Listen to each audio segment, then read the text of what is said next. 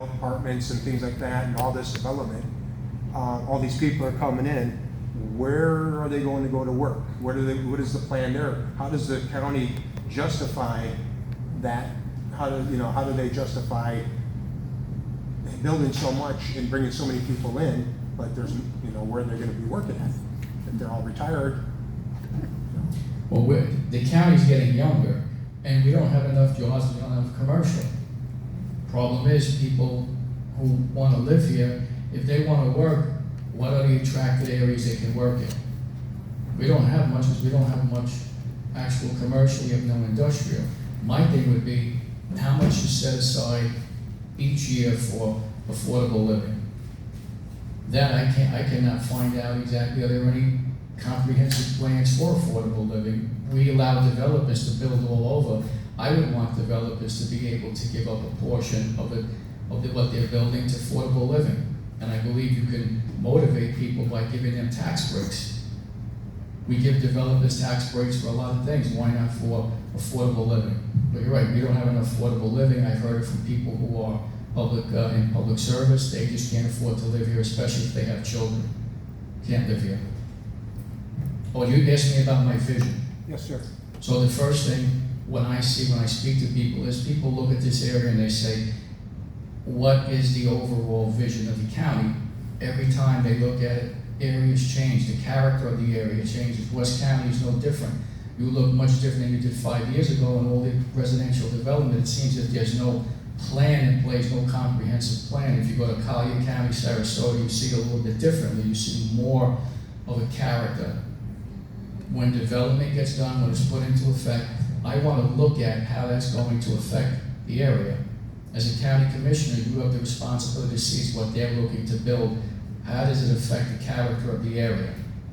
If I'm going to build a hotel in Minnesota, is that something that area can hold? Does it make any sense? Is it going to destroy, or is it going to burden the infrastructure so much that it's going to have a negative long-term impact? So the vision has to be, we have to re-examine what development is, how it's being done, and who is overseeing the development as it relates to the character of communities. Because it is destroying certain areas very much, and West County is one of those areas.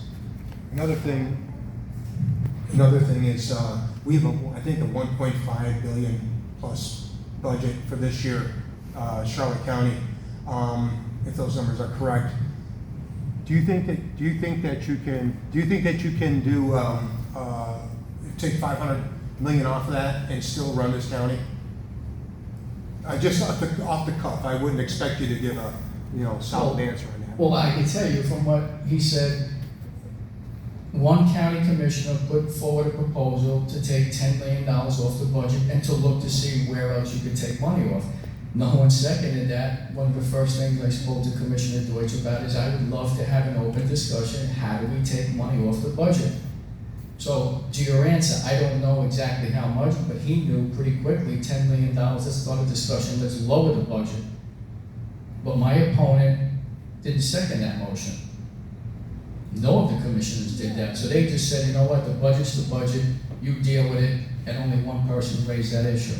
With the sales tax, only one person questioned why we needed 20 years. He's sitting back there, that's why I asked him to come. So the budget issue for me, as someone who looks as a fiscal conservative at what the budget is, I think the budget needs to be totally examined by an outside entity. They're doing that right now in Cape Coral. State stepped in, the state has said to them, we want to look at your books, we want to find waste, we want to find everything that's going on. If you have areas where you're putting employees in and you have two people doing the same job, we have to get rid of that. Are we employing too many people? And if we are, we have to take a really strong look at that. And we have to see, I don't want to fire people, but through attrition every year, do we need to fill every spot that we have where someone retires? And that takes to look at the budget, to look at the departments and see who's actually doing what. I can tell you this, each county commissioner has their own assistant. Yep. Now, as he told you, none of them are there. None of them show up. I don't need an assistant. Okay, I could borrow somebody else's, I could read. So right then and there, they paid about $60,000 plus health benefits plus pension. I heard that. All right. $500,000. $500,000. Okay, so I don't need an assistant. Okay. okay?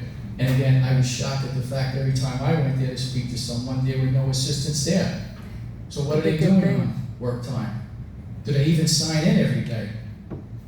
Who is looking at these people? Are they actually in work every day? We also have a lot of people still work from home. COVID's been gone for a long time now, hasn't it? I think you need to be in the office, and if you're not doing anything in your department, maybe you should be doing it someplace else. Maybe you shouldn't be in that department. Maybe you should be moved someplace else.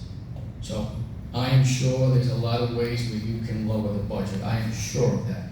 It's just going to take someone to sit down and have the mindset we need to lower the budget, not to keep everything as is. Thank you, Jim.